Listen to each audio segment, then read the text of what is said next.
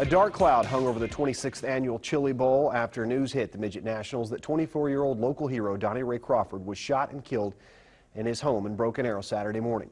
Crawford was a fantastic driver, but he was an even better person, known across the country for his heroic efforts back in 2008 when he pulled a fellow driver from a burning race car. That driver was 12-year-old Harley White. After he pulled her from the car, he laid on top of her to smother the fire. He has and always will be a fan favorite.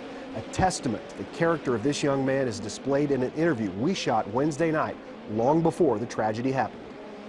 Wow. This is a champion. If he never does anything more in his life, he's a champion. Wow. He put his own career, his everything on hold to save someone else. So he is the love of my life, besides my husband. Now, last night before the race, it was all dedicated to Donnie Ray, his car and helmet front and center. His team banner was carried onto the track during the parade of drivers. A video tribute was also aired on the closed-circuit track monitors. Both of his teammates paid their respects as well, carrying a banner that read in loving memory of Donnie Ray Crawford, and Blake Hahn drove Donnie Ray's number 8 sprint car in the pace lap. Donnie Ray Crawford, just 24 years old, to say he will be missed is an understatement. Well, last night was a difficult night for everyone at the Chili Bowl, but the race goes on. However, the Chili Bowl will never be the same. One thing that has not changed, at least it hasn't in the last 3 years, is the dominance of young Kevin Swindell.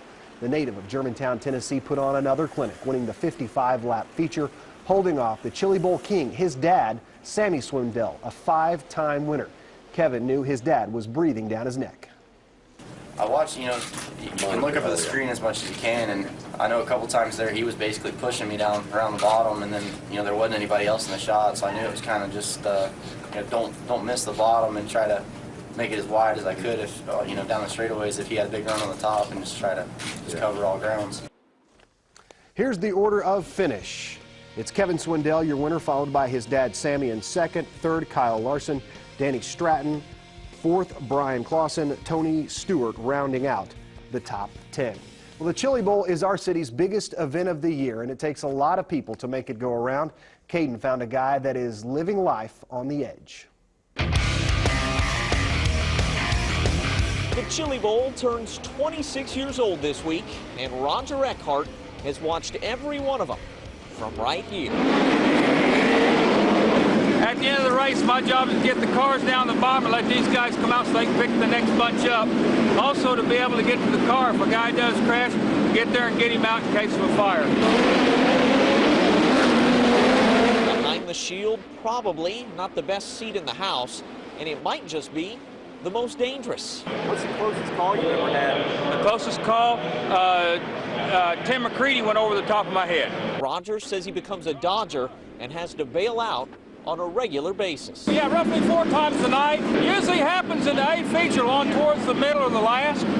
They get pretty crazy because they're trying to make the money. What is this job title? Stupidity, I think. The best race he's ever seen from behind the plastic. Last year's fight to the finish between father and son, Sammy and Kevin Swindell. I mean, that was worth the price of admission. Although every year you say that, so at the end of this year, come back and interview me again, and I'll tell you if this was any better than last year. In Tulsa, Caden McFarland, 2 News works for you.